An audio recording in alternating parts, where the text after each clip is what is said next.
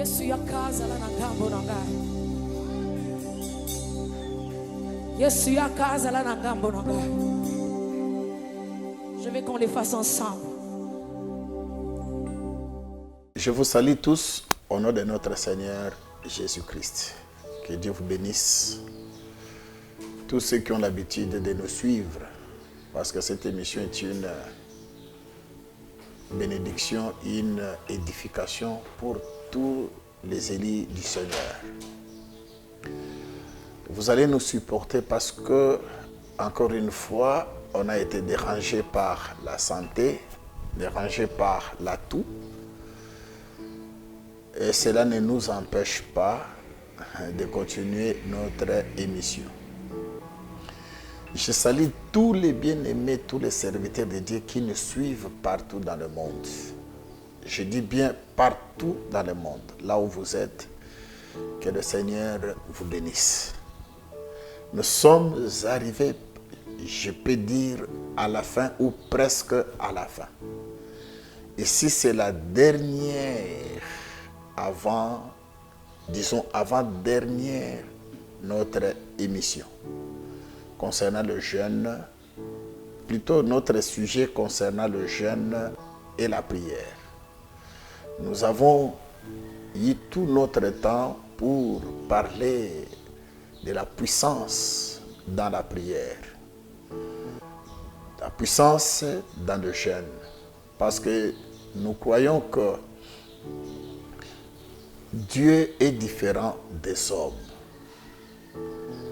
Il est écrit, c'est celui qui dit la chose et la chose arrive.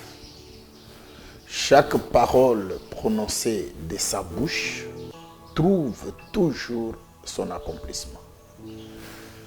Nous nous sommes révoltés et je viens consoler tous les bien-aimés qui sont dans le monde.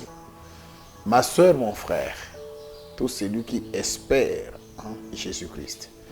Tout celui qui a donné sa vie à Jésus, qui a abandonné le monde pour ce Jésus et qui se retrouve dans des situations difficiles auxquelles il a appris qu'à travers la prière, Dieu change les temps et les circonstances. Je viens consoler tous ces bien-aimés par la grâce du Seigneur qui aujourd'hui pensent Jésus les a abandonnés ou Jésus n'écoute pas leurs prières. À travers nos enseignements et surtout ces sujets, nous avons voulu démontrer que Dieu n'a pas tort. Non. Et aussi, il veille sur sa parole. Il veille sur toutes ses promesses. Si aujourd'hui vous priez, vous ne recevez pas, vous jeûnez, vous ne recevez pas, sache que on ne peut jamais dire Dieu n'existe plus ou le temps des apôtres est passé ou la parole de Dieu n'a plus son efficacité. Non, nous disons seulement que peut-être tu as mal prié. Et à travers cet enseignement, nous avons démontré l'obstacle ou les obstacles qui peuvent vous empêcher d'être exaucés dans vos prières, surtout le jeûne. Comme c'est l'avant-dernière émission, nous allons ajouter un élément très important. La dernière émission, nous avons dit tu peux être bien enseigné. Tu as un bon enseignement parce que nous avons démontré que le jeûne ne peut jamais être le sujet d'une inspiration humaine. Mais le jeûne doit être recommandé par le Seigneur. Nous avons démontré combien le Seigneur aussi, à travers l'ancienne alliance, recommandait les enfants d'Israël à jeûner, recommandait les enfants d'Israël à prier. Et chaque fois que Dieu recommandait un jeûne, nous avons vu que Dieu a toujours donné des solutions. Mais faites attention. Les versets que j'ai donnés dans l'émission précédente révélaient que le péché peut être aussi un obstacle à l'exaucement de la prière. Oui, ça arrive qu'une personne est dans le péché, comme nous avons démontré. Quand on dit le péché, c'est-à-dire quelqu'un qui est dans l'incrédulité. Les gens ont des problèmes parce que la définition de l'évangile éternel que nous prêchons donne l'interprétation exacte qui existe entre les œuvres du péché, appelé en français le péché, et le péché. C'est-à-dire, celui qui est dans le péché, dans l'incrédulité aux Écritures. L'incrédulité, le péché, c'est l'incrédulité aux Écritures. Le péché, c'est l'incrédulité à la meilleure ou la bonne interprétation de la prophétie ou de l'écriture. Quand une personne est incrédule à une meilleure interprétation, incrédule à ce qui est écrit. Parce que pour, premièrement, avoir l'interprétation, il faut connaître l'écriture. Et quand on est crédule à l'écriture, donc on croit que ce que l'écriture, ce que la Bible dit est vrai, il faut maintenant croire aussi à la meilleure interprétation. Parce que l'écriture peut être bien évoquée, être répétée, être lue dans le synagogue, mais quand l'interprétation de l'écriture elle est mauvaise, sachez que vous êtes dans le péché. Mais ça devient, quand est-ce que ça devient le péché? Le péché, c'est le rejet de la meilleure interprétation de l'écriture. Vous savez que les catholiques ont enseigné les péchés à leur manière. Vous prenez Galates chapitre 5. Vous prenez les 10 commandements. Tandis que ça, ce sont les expressions de l'incrédulité. Ça veut dire ceci. Quand un frère rejette ce qui est écrit et la meilleure interprétation de ce qui est écrit, je dis bien rejeter et ignorer, ce sont deux choses différentes. Dieu pardonne l'ignorance. Dieu pardonne l'ignorance. Mais l'incrédulité, Dieu ne pardonne jamais. Ça, il faut bien retenir. C'est ainsi qu'il est écrit qu'aujourd'hui, si vous entendez sa voix, n'endurcissez pas vos cœurs. Donc, on peut être dans une église, on peut visiter des pasteurs, on peut visiter des prophètes, mais on est incrédule, c'est-à-dire rejeté. Quand vous prenez Osée chapitre 6, les gens ont l'habitude de lire une seule partie de l'écriture, la portion de l'écriture, quelques versets. Mais ce verset-là dit ceci: mon peuple meurt par manque de la connaissance. Mais l'écriture continue en disant, ce n'est pas parce qu'il n'y a pas la connaissance, c'est parce que le peuple a rejeté la connaissance. on peut avoir la meilleure connaissance, mais on rejette au profit de soi-même, au profit d'un intérêt quelconque, et Dieu ne tolère et ne pardonne jamais l'incrédulité. Ça, il faut en tenir compte. Alors, concernant le péché, vous pouvez ne pas commettre l'adultère. Vous pouvez ne pas voler, commettre l'impudicité, ne pas tuer. Vous pouvez ne pas convoiter, ne pas se battre, ne pas insulter. Vous croyez que le fait que vous n'avez pas insulté, le fait que vous n'avez pas commis l'adultère, le fait que le monde vous rend un bon témoignage, le monde dit que tu es irréprochable, comme le monde parle de nos amis catholiques et les protestants, veut dire que tu es agréable à Dieu. Non, c'est faux. Ça, ce sont les expressions. C'est pourquoi la Bible dit que, ayant l'apparence de la piété,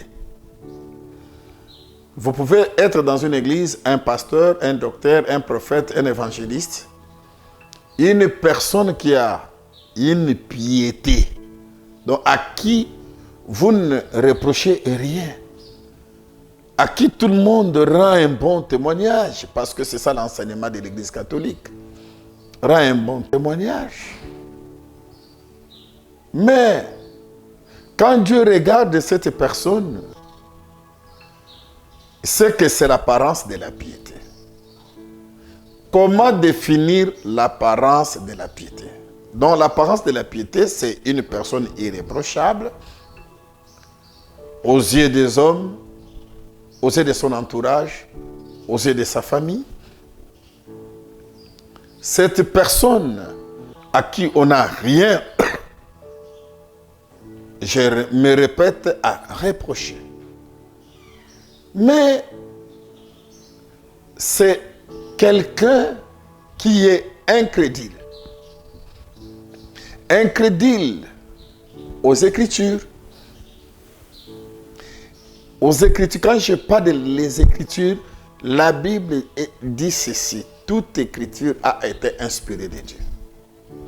Deuxièmement, non seulement qu'il est incrédule aux Écritures,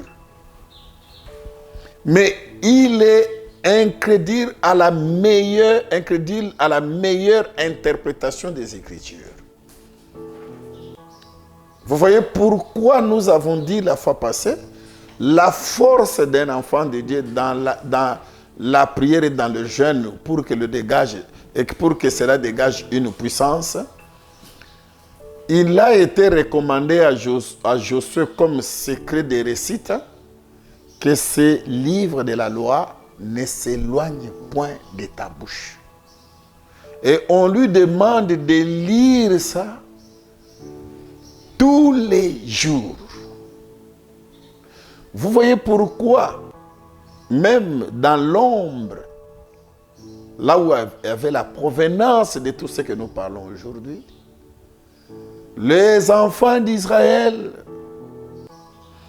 prenaient beaucoup leur temps de lire la loi de Dieu.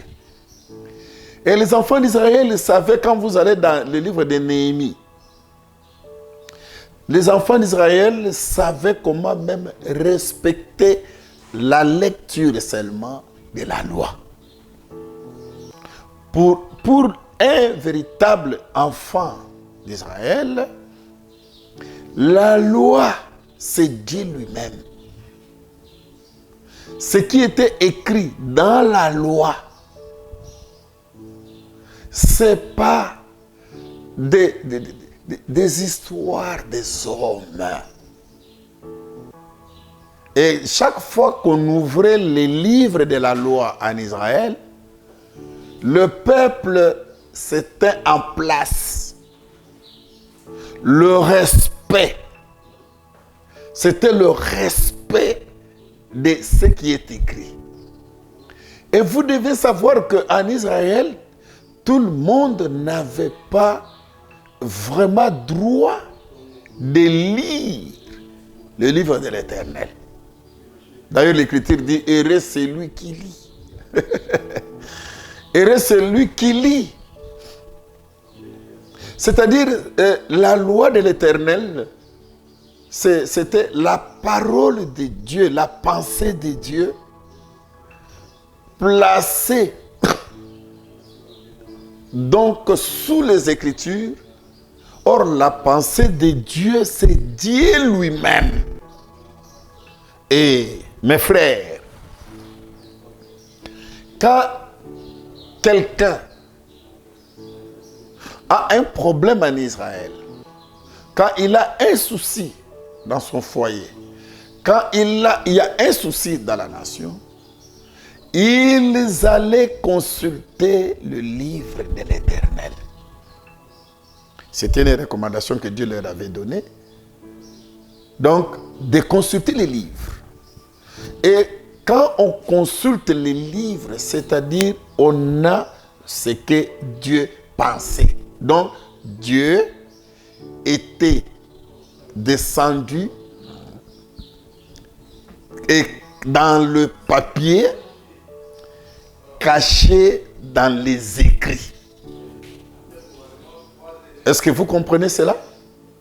Caché dans les écrits. C'est pourquoi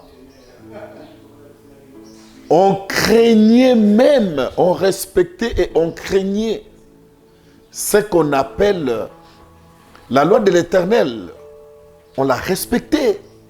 Israël se mettait debout. Et puis tout le monde n'avait pas droit, même de lire.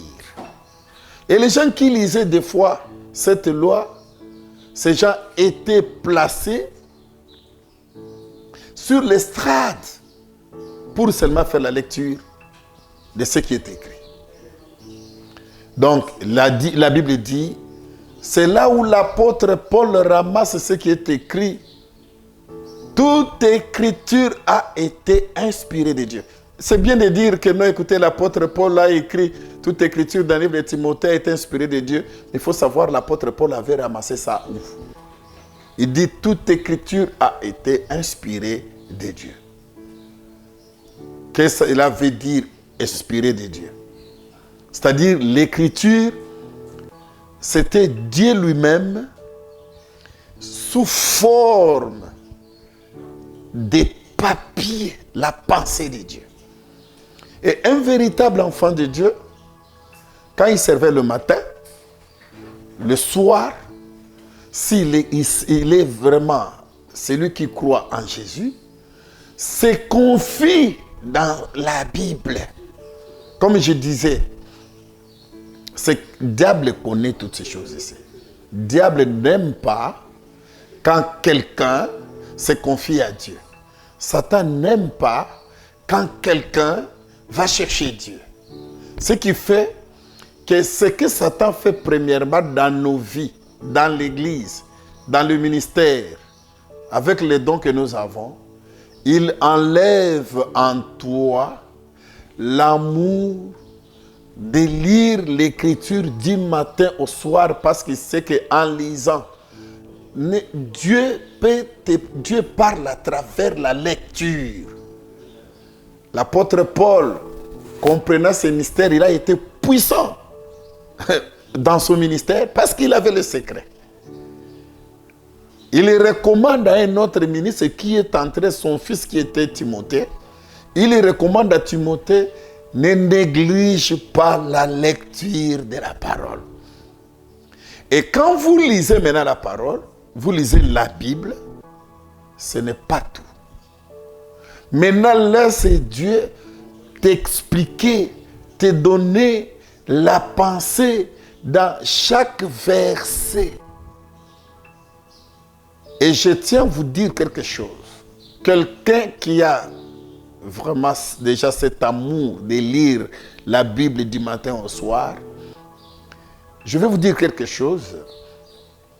Dieu a la capacité chez toi dans la maison. Commence à ouvrir ton intelligence pour comprendre chaque secret de Dieu qui est caché dans les versets. Parce que chaque verset que vous voyez de la Bible là, a un secret. Donc Dieu est caché dans chaque verset de la Bible. Jésus-Christ est là. donc, j'aimerais vous dire que les versets, chaque verset de la Bible, c'est Jésus-Christ voilé. Donc, chaque verset de la Bible voile Jésus-Christ. Et Jésus-Christ se dévoile lui-même par ton intelligence de l'école, la licence, ce que tu as étudié, ça n'a rien à voir. La Bible dit que Dieu se révèle à qui il veut. Personne ne peut venir à moi sans que le Père l'attire. Ça veut dire quoi? Dès que Dieu place en toi cette discipline de lire du matin au soir la Bible, et cette Bible va te pousser à la prière, à jeûner, faire la prière de jeûne. Dieu ne va pas te laisser comme ça. Lui-même, comme il est caché dans chaque verset de la Bible est un mystère. Chaque verset de la Bible, je prends notre langage, c'est un code. Et étant un code, Dieu lui-même va toucher ton intelligence. Il va ouvrir ton intelligence. Quand toi tu lis, ce que tu vois dans chacun de ces versets, c'est pas ce qu'un homme du monde, un intelligent de ce monde, comprend. Sache que cela, c'est Dieu qui se révèle à toi. Et quand Dieu se révèle, la puissance se dégage. Quand Dieu prend la chair, descend sur la terre, les aveugles voient. Et les sourds entendent. Les boiteux marchent. Pourquoi? Parce que Dieu prend les corps humains et descend sur la terre appelé Emmanuel, Dieu avec nous. Et il y a une promesse qui dit, il viendra lui-même.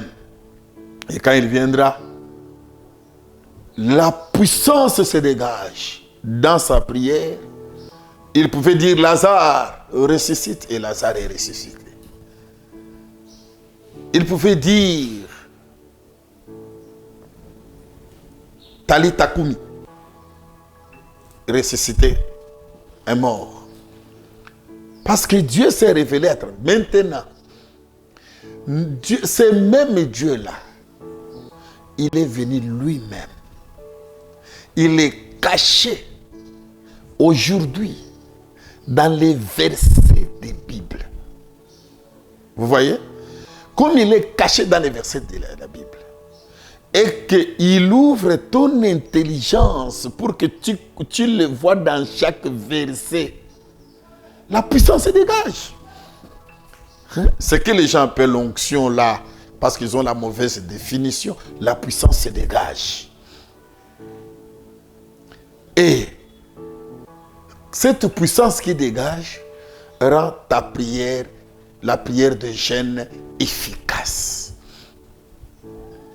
Que Dieu te bénisse, bien-aimé dans le Seigneur. Je sais que Dieu dans sa manière de travailler, c'est Dieu se dévoile aussi à travers l'Éphésiens chapitre 4 qui sont les véritables 5 ministères. Ils peuvent ouvrir tes yeux ou ton intelligence à comprendre le verset. Parce que ce n'est pas un livre comme tout autre livre. Quelqu'un vous dira, écoutez, c'est un livre qui a été inspiré des hommes. Et ça a été écrit par les hommes. Ça, c'est un mystère. Les gens, tellement que la Bible est un mystère, Dieu est un mystère, les gens peuvent que parler comme ça parce que ce sont les aveugles.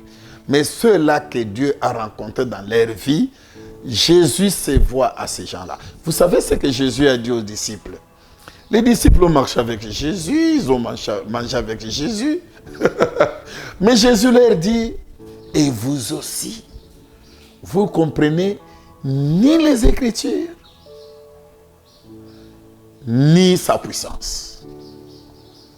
Ça, c'est une grâce que Dieu fait que aux élus. C'est pourquoi vous allez vous retrouver avec un frère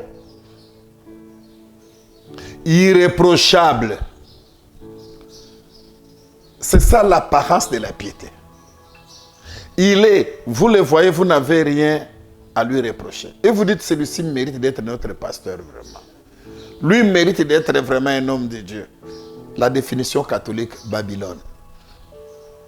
Mais cette personne, vous allez voir qu'il refuse de croire à la véritable interprétation de la parole.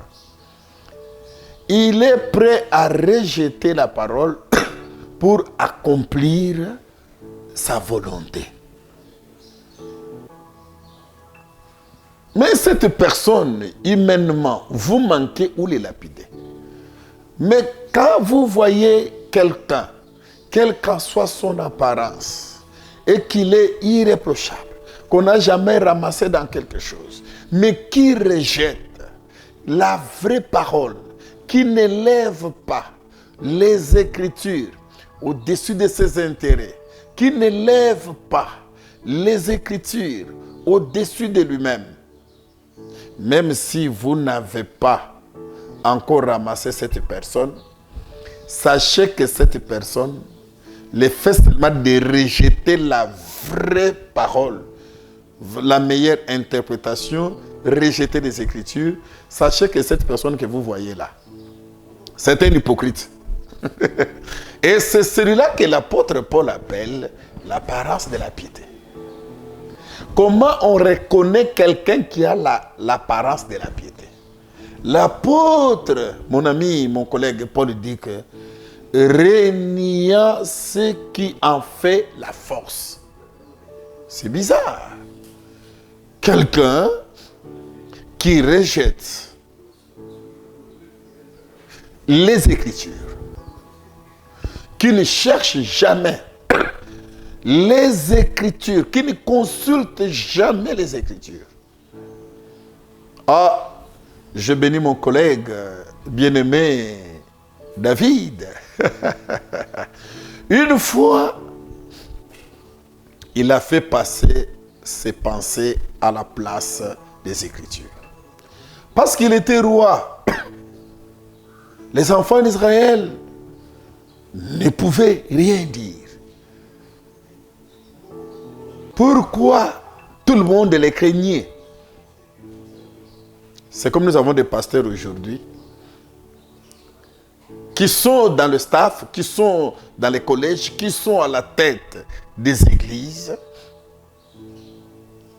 mais qui font des choses auxquelles la vraie connaissance est rejetée. Mais ces pasteurs, son entourage, ses collègues, en aucun cas ne peut les toucher par la perte et la crainte de cette personne. Sinon, je ne serai plus là où je suis. Sinon, il va. Donc il suppose le châtiment. David, parce qu'il était roi, il décide d'aller chercher l'arche de l'Éternel. En partant, la loi, il a mis autour des gens qui devraient amener l'arche et ses amis. Allons rendre l'arche. C'était une bonne pensée. Mais la loi disait que aller prendre l'arche, c'est une bonne chose. Mais David, il n'a pas consulté la loi. La pensée d'aller prendre la parole de Dieu, c'est une bonne chose. Mais la loi disait que il y a que les Lévites qui peuvent porter la loi. Les Lévites. David a écarté les Écritures. Nous les avons aujourd'hui. Oh, quittez là-bas avec vos Écritures là. Oh, la doctrine a dit. Et donc, c'est apprendre à laisser. Et les gens qui intimident ces dirigeants, ces petits dictateurs dans les églises appelés les dirigeants, de pasteurs, de conducteurs, à qui les gens, l'entourage n'a pas le courage. Oh, que Dieu bénisse mon collègue Jean qui a dit « L'amour parfait bannit la crainte ». Les gens qui entouraient David. Donc, n'aimez pas David parce que ils ont laissé David organiser l'église, organiser des choses à sa manière. Et tout le monde craignait parce que c'est un roi, il peut nous punir. Que Dieu bénisse l'apôtre dit ceci, l'amour parfait bannit la crainte, car la crainte suppose le châtiment. C'est ainsi que nous voyons aujourd'hui dans ce qu'on appelle les églises. Un pasteur à qui organise des choses à sa manière, quand on lui pose la question, il dit je le fais, hein, je le fais. Donc il n'a pas besoin même de consulter l'écriture. Mais cette personne, vous la voyez humainement irréprochable. Quelqu'un qui est irréprochable aux yeux des hommes, mais qui renie la parole, qui rejette les Écritures, qui rejette la doctrine, qui rejette non seulement les Écritures, mais la vraie interprétation des Écritures. Il les rejette, il met ses propres interprétations dans les Écritures pour atteindre son objectif et tout le monde les craint. Ce n'est pas le Jésus des apôtres. Cette église-là n'est pas l'église des apôtres. Je me pose des questions s'il y a vraiment le véritable enfant de Dieu. Alors on dit ce qui renie. Et ces gens-là ont l'apparence de la piété. Ce qu'on appelle l'apparence de la piété. Les gens pensent que l'apparence de la piété, c'est le fait de voir un frère qui marchait bien, calmement, irréprochable. Demain, vous apprenez qu'il a tapé une femme, il a tapé un frère, il a tapé... Oh non, vous voyez, hypocrite. Non, c'est pas ça. Ça, c'est quelqu'un qui a trébuché. Mais celui qui est apparemment irréprochable, mais quand il pose l'acte, quand il veut faire quelque chose dans l'église, dans sa maison, il consulte la loi de l'Éternel. Celui-là, il a la piété.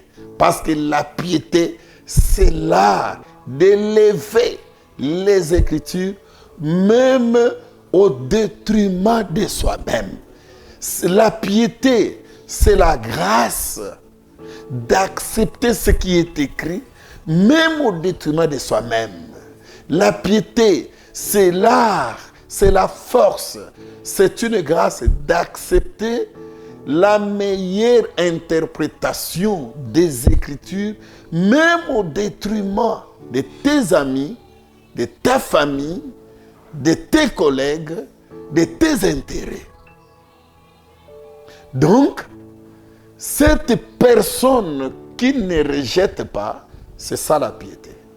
Mais quelqu'un que vous voyez irréprochable, quelqu'un que vous voyez qu'on ne sait pas donner un mauvais témoin sur lui, mais qui n'a même pas le temps de lire les Écritures, qui n'a même pas le temps de méditer la parole. Et quand on lui apporte les Écritures, quand il veut poser l'acte, il enlève vos histoires là de la Bible, la Bible a dit, mais moi j'ai dit. C'est ça l'apparence de la piété. Alors, et je vous ai dit que c'est ça le péché. C'est ça le péché. Donc faites attention, ma soeur. Tu peux être aux yeux des hommes. Et que même toi-même, tu peux aussi te reprocher. Et regardez la personne qui est allée voir Jésus. Qu'est-ce qu'il a dit?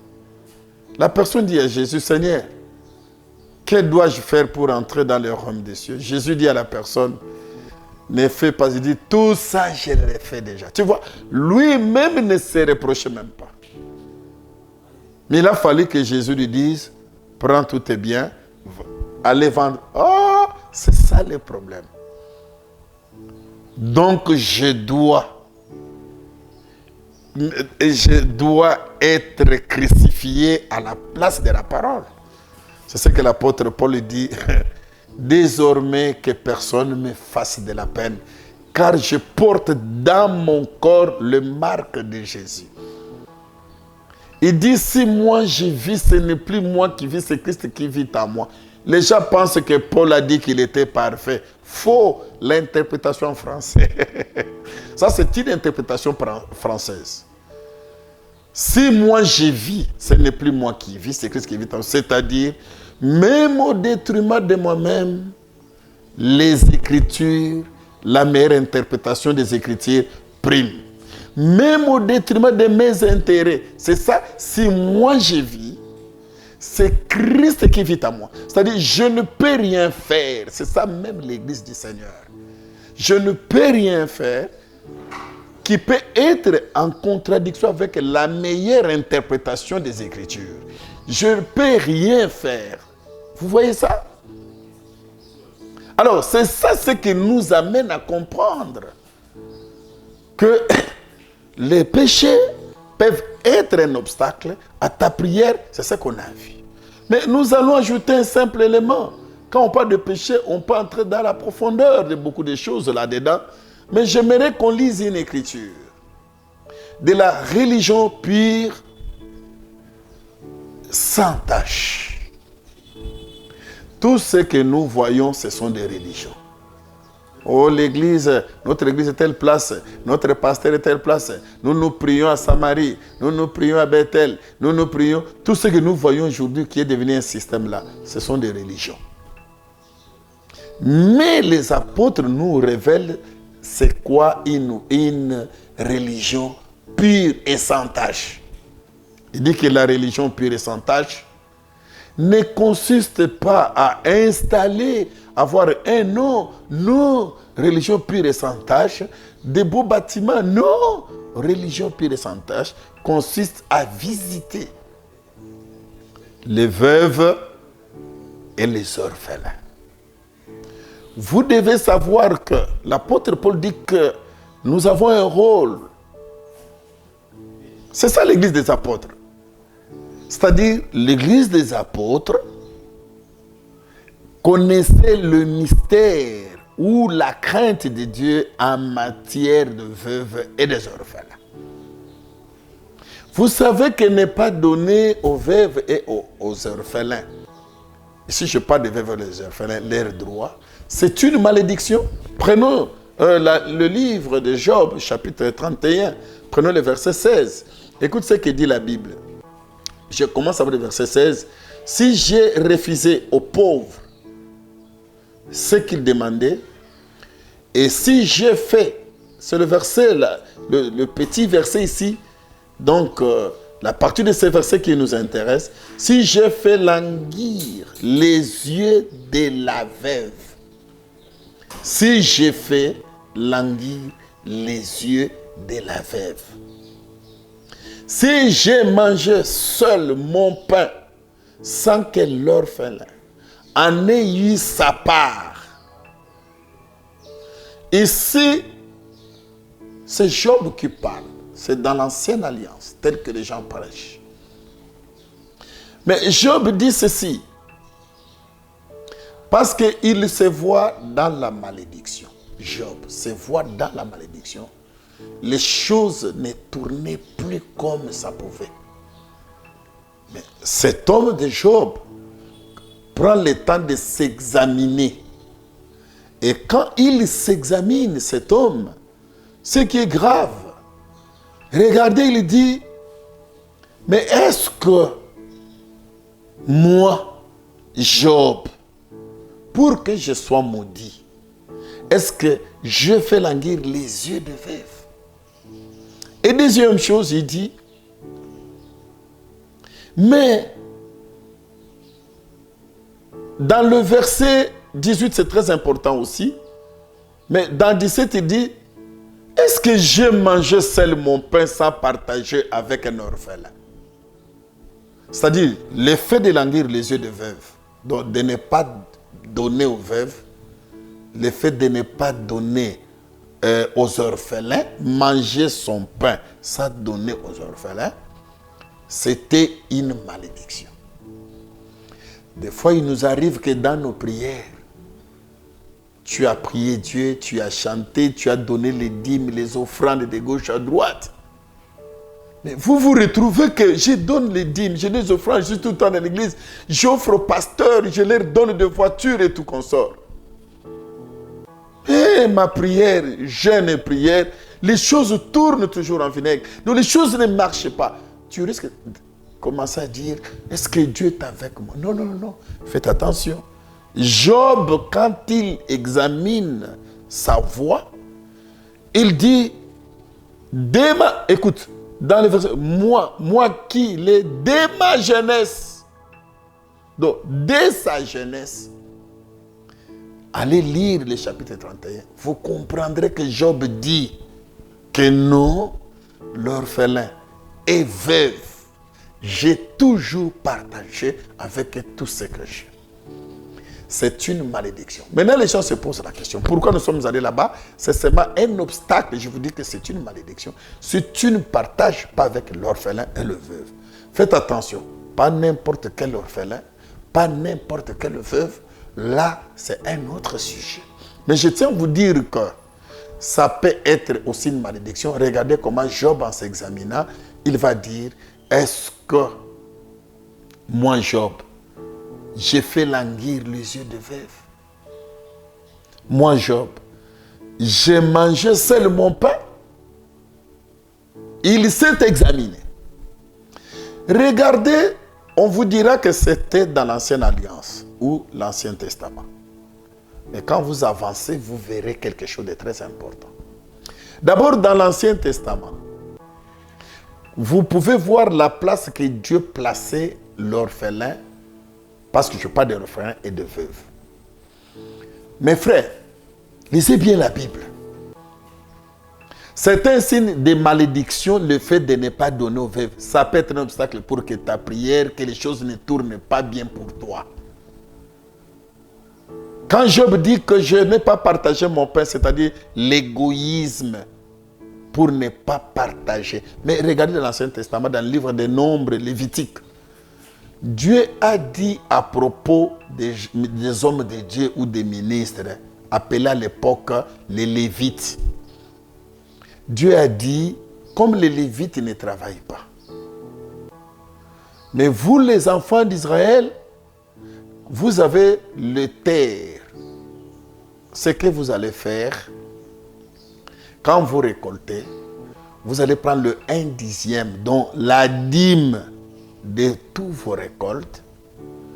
Vous allez donner aux veuves et aux orphelins. N'est-ce pas?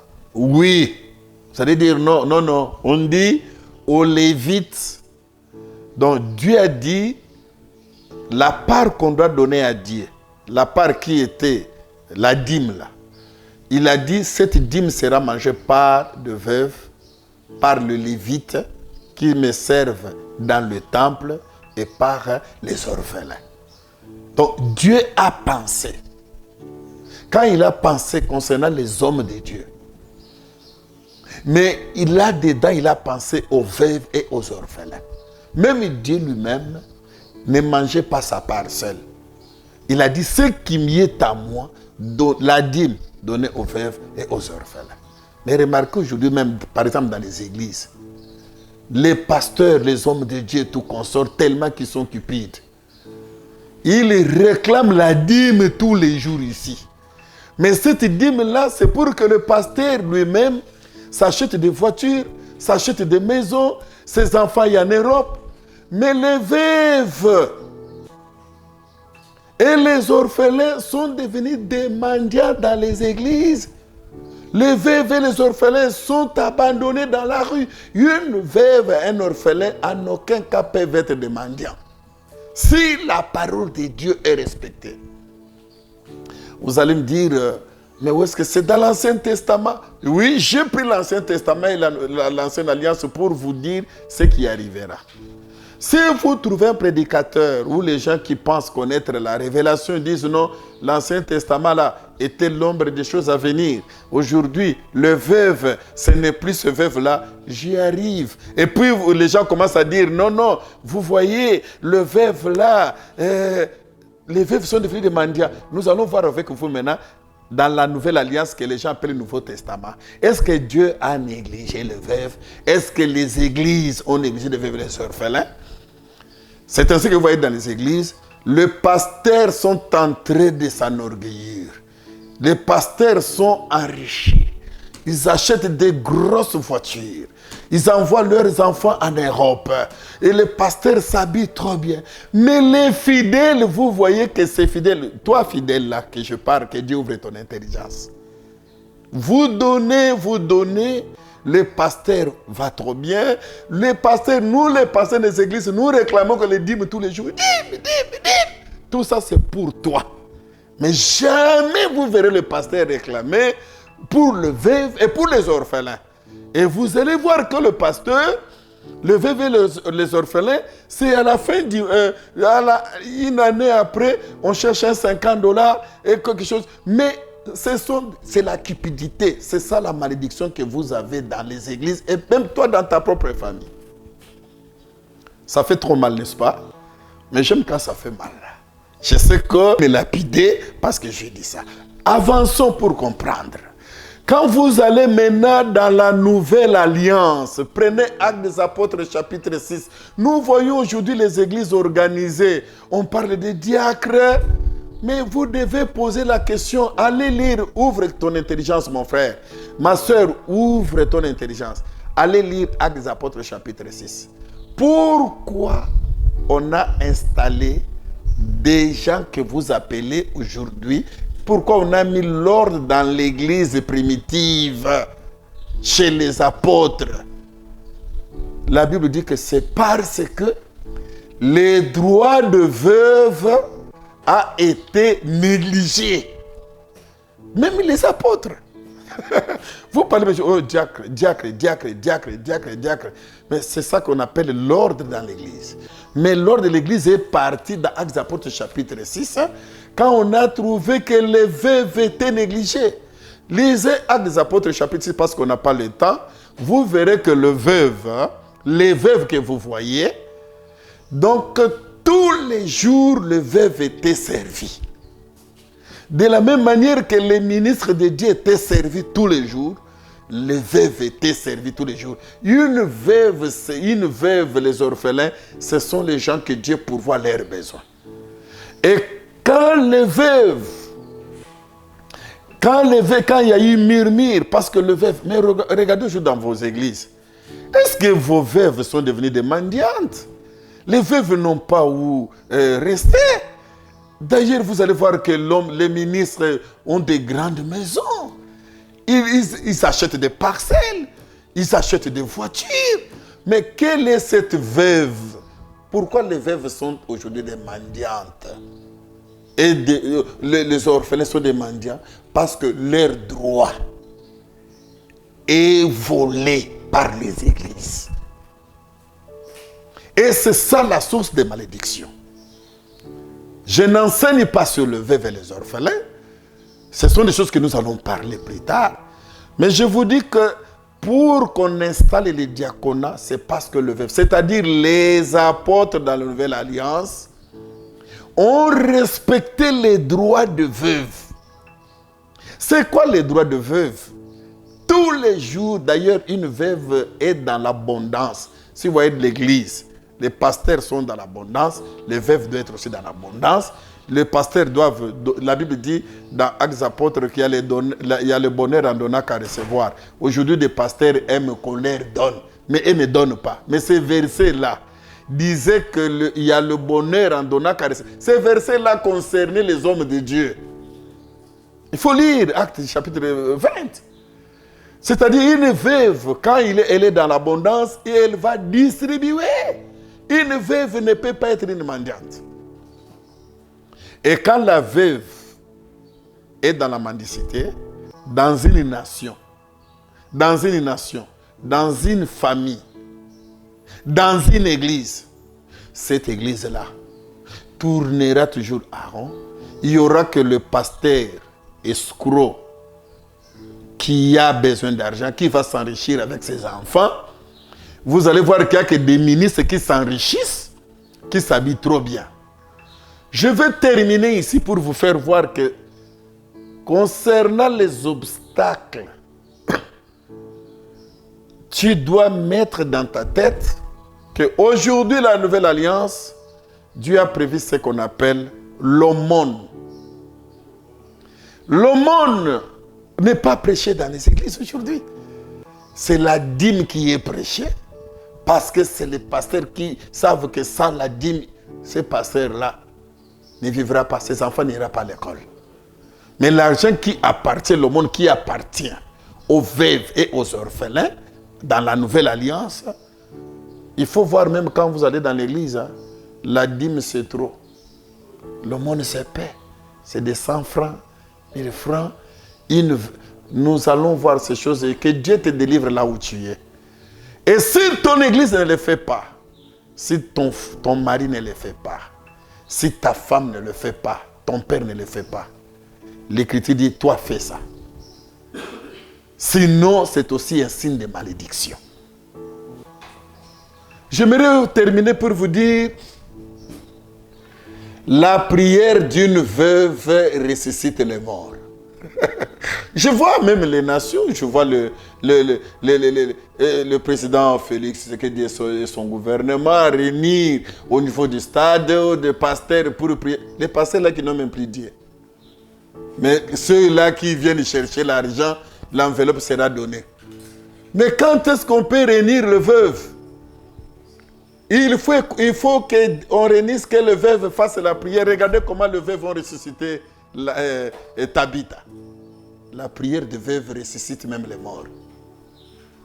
Quand Tabitha est morte, les veuves sont allés voir Pierre, symbole de Dieu, pour dire non, Seigneur. Pierre, regarde les œuvres de Tabitha. Nous, les pasteurs, nous avons volé ces versets-là. Quand le pasteur parle de Tabitha, il parle que seulement pour que, regardez, à cause des œuvres, Tabitha est ressuscitée. Mais ils ne veulent pas dire que c'était les veuves. C'est les veuves qui sont partis voir l'homme de Dieu, dire à l'homme de Dieu, elle ne mérite pas de mourir, cette femme. Pourquoi? Regardez ce qu'elle a fait pour nous. Regardez ce qu'elle a fait pour nous. À cause de cela, de leur prière, Tabitha est ressuscitée. Maintenant, ce verset-là est mal prêché, mal interprété par nous, les hommes de Dieu. Pour montrer, vous voyez, il faut faire les œuvres. Tabitha, à cause des œuvres, Tabitha a eu ceci. Tout ça, quand on donne, c'est pour lui.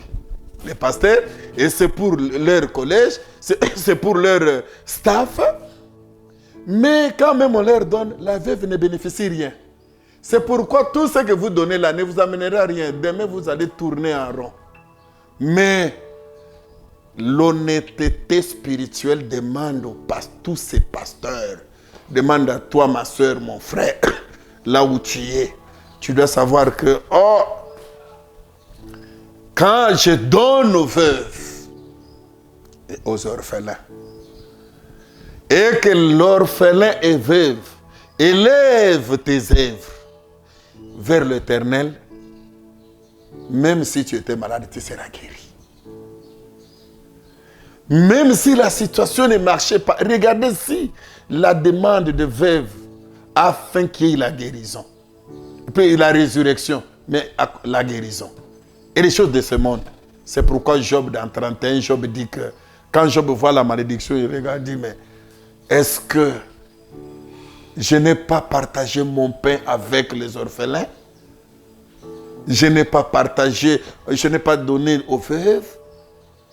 Et quand il s'est rendu compte que lui donnait, il est resté calme. Comment toi tu es calme? Dans ta vie, dans ta maison, dans ce que tu as, qu'est-ce que tu as donné? Que Dieu vous fasse grâce. C'est un des signes que je voulais ajouter aujourd'hui. Ça peut être aussi un obstacle à ta prière.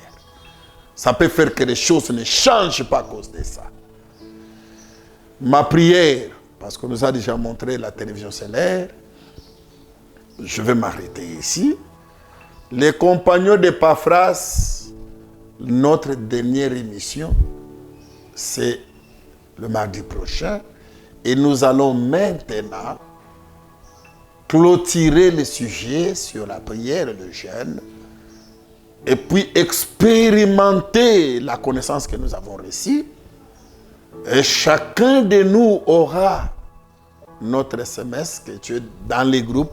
Je bénis Dieu pour tous ceux qui sont entrés dans notre groupe pour prier ensemble partout ils sont dans le monde. Je vous avais dit d'être patient, qu'on finisse cet enseignement, qu'on enlève tous les obstacles qui pouvaient nous empêcher.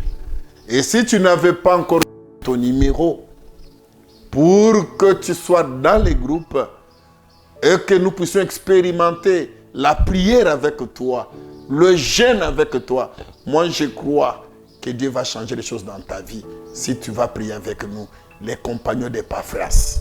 Notre dernière émission, c'est la semaine prochaine. Et nous allons donner les programmes. Et chez toi, dans ton numéro, tu verras les heures que nous allons démarrer notre prière. Et surtout jeûner et écouter ce que Dieu fera dans ton cœur, dans ton foyer, dans ta maison, dans ton église, dans tes affaires. Que Jésus te bénisse. Que la paix et la grâce t'accompagnent. Au nom de Jésus-Christ, Amen. Yesu yakaza la nagambo nangai. Yesu yakaza la nagambo nangai. Je veux qu'on les fasse ensemble.